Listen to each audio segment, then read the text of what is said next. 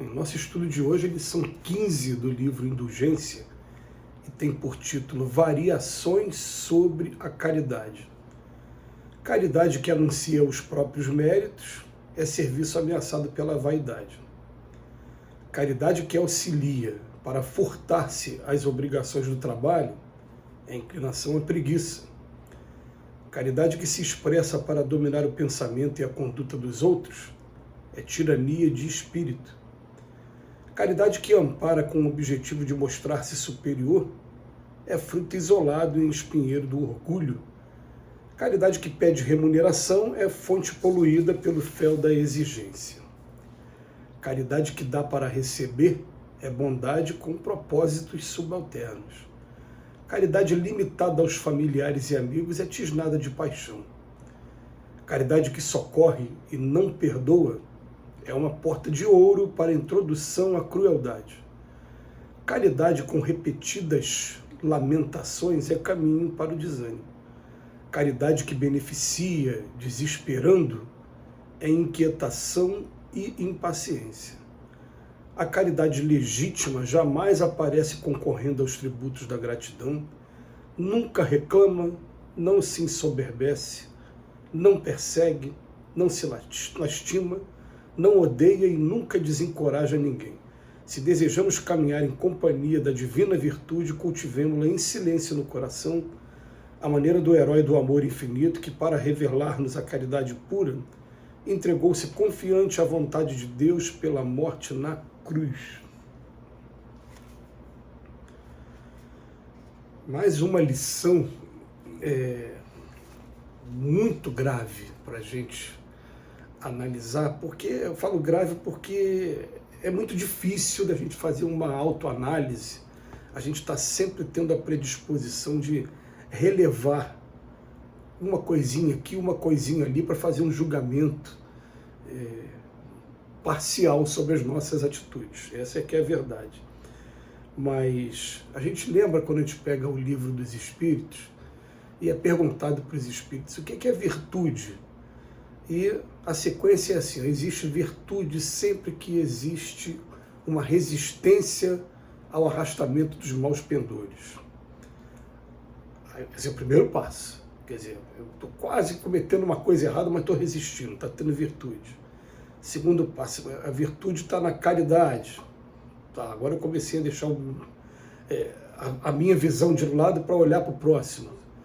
E ele fala assim, agora a virtude mais meritória de todas está na caridade mais desinteressada. Eu fico fazendo uma análise às vezes comigo, e eu fico pensando assim, o que é que me levou a entrar de cabeça em alguns trabalhos, né, voltados de certa maneira, entre aspas, para a caridade dentro da casa espírita. Em primeiro lugar, é a afinidade muito grande com o grupo. Olha como é que está tendo interesse, né? Segundo lugar, quando a gente começa a se envolver com essas atividades, a gente começa a sentir uma coisa tão boa que, como diz o Emmanuel, né, em uma das lições dele, perfeito, ele fala, a gente sente ao mesmo tempo uma espécie de felicidade, mas que essa felicidade, por você agora estar fazendo a coisa correta, ela também é meio que manchada por uma certa ansiedade, porque tem muita gente sofrendo, é muito sofrimento na Terra. E eu ouvi uma vez de uma amiga, palestrante espírita, que esse sentimento é semelhante a uma droga, que você sente os seus efeitos e quer sentir um pouquinho mais, você quer sentir um pouquinho mais. Então está tendo interesse, né? Não está sendo uma coisa totalmente desinteressada. Eu estou interessado em continuar sentindo esse bem-estar. Então é muito difícil a gente analisar dentro da gente mesmo, né, aonde a gente falha com mais frequência, vou até dizer isso, com mais frequência. Porque o primeiro parágrafo, a caridade que anuncia os próprios méritos é serviço ameaçado pela vaidade. E a gente fica, às vezes, num limite delicado, porque você quer estimular a pessoa a dar o primeiro passo. E muitas das vezes a intenção foi puramente essa, mas quem está de lado acha que você está violando aquele preceito do Cristo, que a mão esquerda não sabe o que está a mão direita. né? Parece que você está cantando louros das atividades que você participou. Uma vez um amigo, né, que já desencarnou, ele falou isso para mim, falou, pô, mas você está contando vantagem dos trabalhos? Eu falei, poxa, a intenção não foi essa, a intenção foi... Então está tudo na intenção, né? Nesse ponto até... Mas olha como é que é difícil a gente analisar e a gente ser imparcial com a gente mesmo. Depois ele fala, caridade, que na verdade eu estou indo para o centro espírita, eu estou indo para a rua entregar comida, eu estou indo para o presídio evangelizar, eu estou indo para o hospital, porque eu quero fugir das obrigações do meu trabalho, é inclinação à preguiça. Aí depois ele fala, caridade que se expressa para dominar o pensamento e a conduta dos outros, que acontece com muita frequência. Eu acho que isso é o caminho correto, então eu quero impor aos meus companheiros que eles tomem o caminho desse jeito também. Olha como é que é o ser humano, né? É tirania do espírito. A caridade que ampara com o objetivo de mostrar-se superior. E, puxa, é muito difícil. Isso aqui vai ser muito difícil uma pessoa fazer uma autoanálise e se reconhecer nisso aqui. Isso aqui é só quando alguém está de fora e vai falar, olha, você está se colocando como superior, porque está sendo que está estimulando o orgulho. É claro, a caridade que pede remuneração é fonte poluída pelo fel da exigência, e a remuneração, vamos lembrar que a remuneração não é necessariamente apenas o dinheiro, existem várias formas de remuneração sim. Aquela que dá para receber, fica esperando a contrapartida, é a bondade com propósitos subalternos. Outra coisa, a caridade que está limitada somente aos amigos e aos familiares. Ela está tisnada de paixão e tem um texto do Evangelho que ele é pequenininho, né, no Evangelho segundo o Espírito, de beneficência exclusiva. Esse texto é para a gente ler e reler e procurar fazer um esforço, um trabalho de sair da nossa ostra e procurar conhecer grupos heterogêneos, grupos diferentes. A caridade que socorre, mas não perdoa, é uma porta de ouro para a crueldade. Isso aí vai de acordo com o grau de perdão que cada um já atingiu.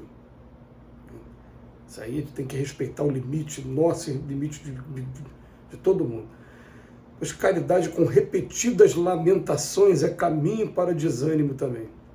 E caridade que beneficia desesperando é inquietação e paciência. Então o que acontece?